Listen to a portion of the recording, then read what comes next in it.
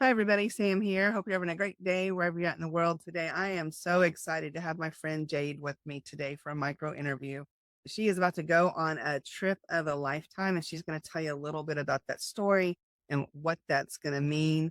And then at the end of the interview, I'll give you some information on how you can actually follow along or get connected to her for future information. So, Jade, I'm so glad you're here. Thanks for having me.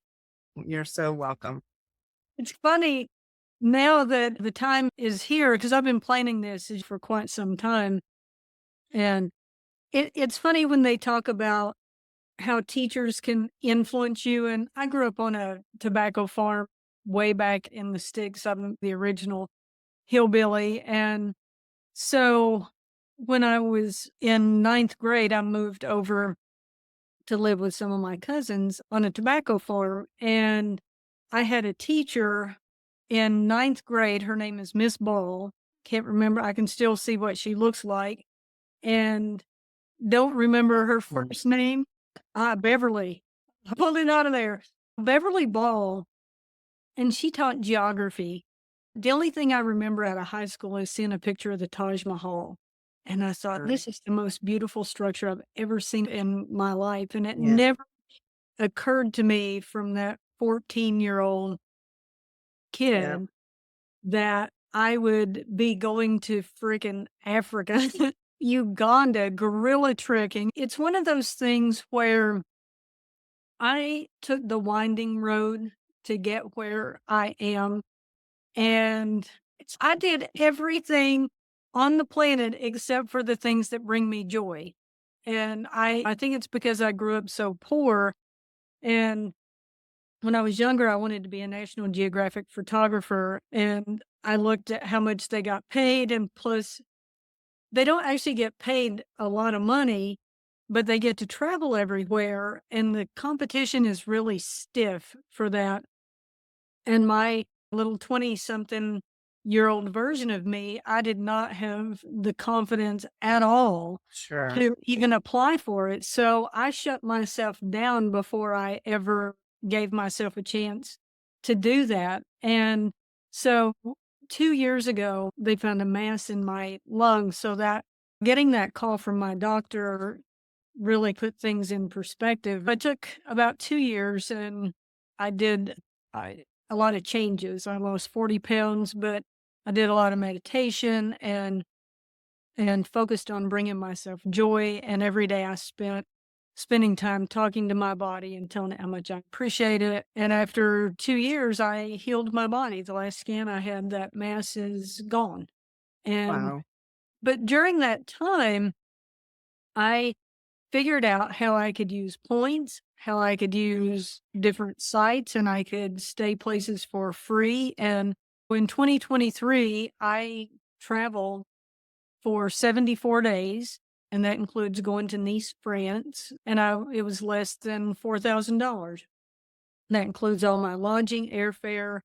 I didn't pay full price for a couple of flights That from was for like 74 days, 74 days. $4,000. Yeah. Wow.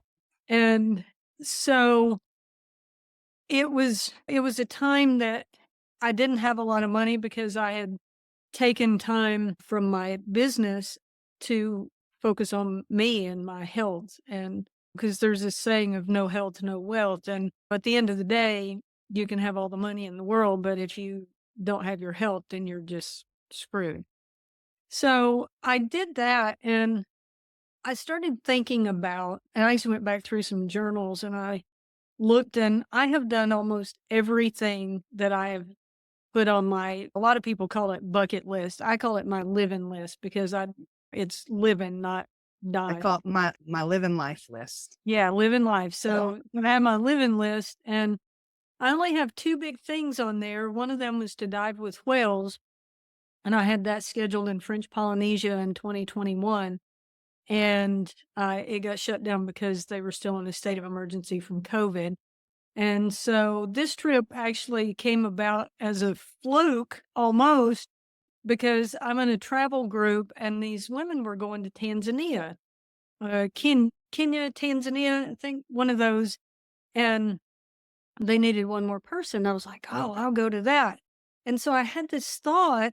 So, oh, while I'm over there, maybe I'll go see the gorillas if I can fit it in, because I was going to spend all this money on this trip.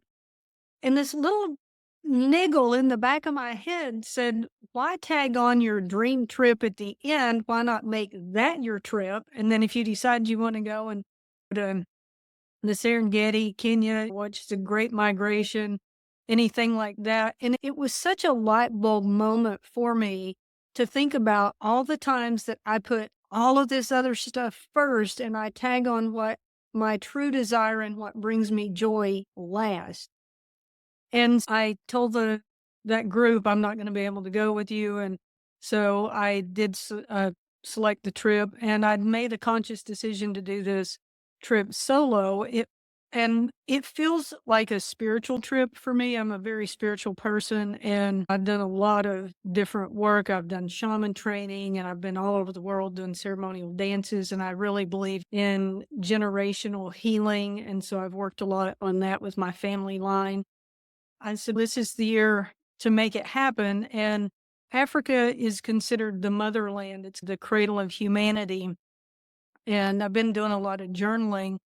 And I had this really crazy journal thing a couple weeks ago. And I've shared a little bit of personal stuff with you about how hard this year has been. And there was a week where I really felt like when I just felt like I was actually in the fetal position on the couch and I was journaling about that.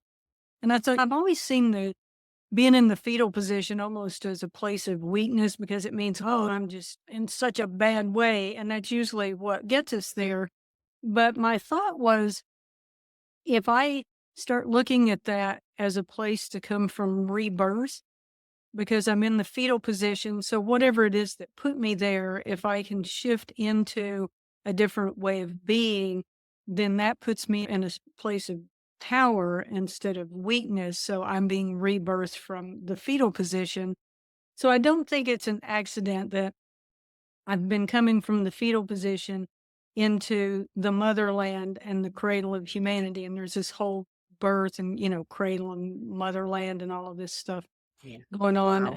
on.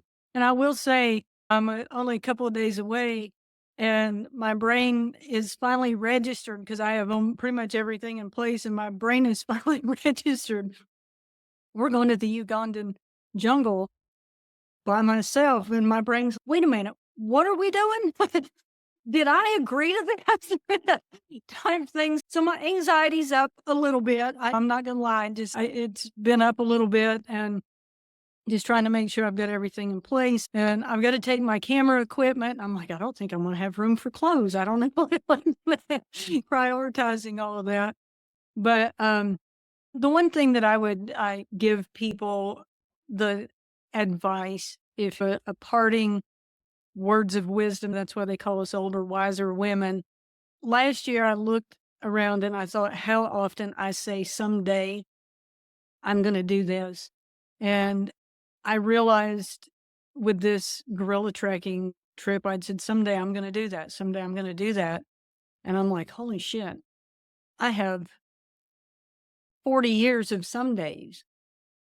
Statistically, I have much fewer some days ahead of me than I've had behind me. So I would just encourage anybody to look at your some days. Don't wait on some days because no, we're not guaranteed tomorrow.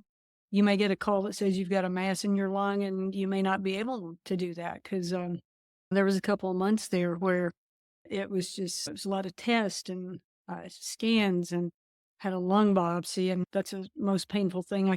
I literally could not roll off the couch for 3 days. I had friends that had to come and help me up to go to the bathroom and walk my dog and things like that. So those some days will creep up on you and before you know it, they're gone. So that would be my Yeah, very true. That was so much better than I could have even expected.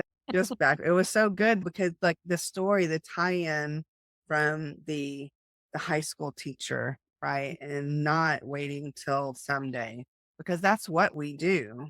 That's what we do. We wait and say, ah, I can't do it now. I'll do it when. And then that never happens. And so I used to tell people, oh, my life, I'll do that when my life calms down. good luck with Not that gonna one. calm down. Not gonna calm down. Just Yeah, is no. what it is. This is Yeah. someday right here. Today is someday. Yeah, for sure. So I know that you're going to try and document some of the journey. And so if anybody wants to join your community on school, then they can do that. And it's a free community and you'll document what you can, but internet could be sketchy. And so a lot of the documenting will come after you get back. Ladies, if you're watching this, whether it's on social media or in the community or listening on a podcast, I will make sure I have all of Jade's links for you to be able to click through to get to her school community and her social media platforms. And if you are looking to learn how to travel for a more affordable way, but still have high quality, high class, to where it's not traveling for on the cheap, it's traveling for less, but still having high value and learning how to maximize things you're already doing. Just briefly tell about the flight you're going on to Uganda. Yeah. So I learned how to do positioning of flights. So I am paying to go from here to Washington, D.C., and that was $278, and that's in coach. But once I get to Washington, D.C., and I go from there to Ethiopia and then into Uganda, and they actually don't have first class. That was my goal, is to have enough points to fly first class. They don't have first class, but I am in the highest level of business class, so I'll have a lay down bed because the flight is 25 hours over there, and I paid $60 for that. That's US dollars. And the flight back is coming from Rwanda, and that one's kind of a little bit of a Rwanda, Turkey, Rome, Atlanta. And from Rwanda to Atlanta, I paid $0. And that is also the business class lay down. It's as close to first class as I can get. And I've got to finish up my Atlanta, but it looks like I'll have $120 in that. So flying round trip to Africa in as first class as I can get for the international flight. So that's what, 278, 120, and 60, what, roughly Yeah. $400. So if you want to learn how to do that, you need to talk to Jade. Yeah. Thank you so. Yeah, And she so got you, boo. Yeah. Well, Jade, it's always a pleasure to be with you, and I am so thankful that we got connected, and I'm so excited to be able to share you with my community. Thank you. I appreciate it, Sam. Have a good day.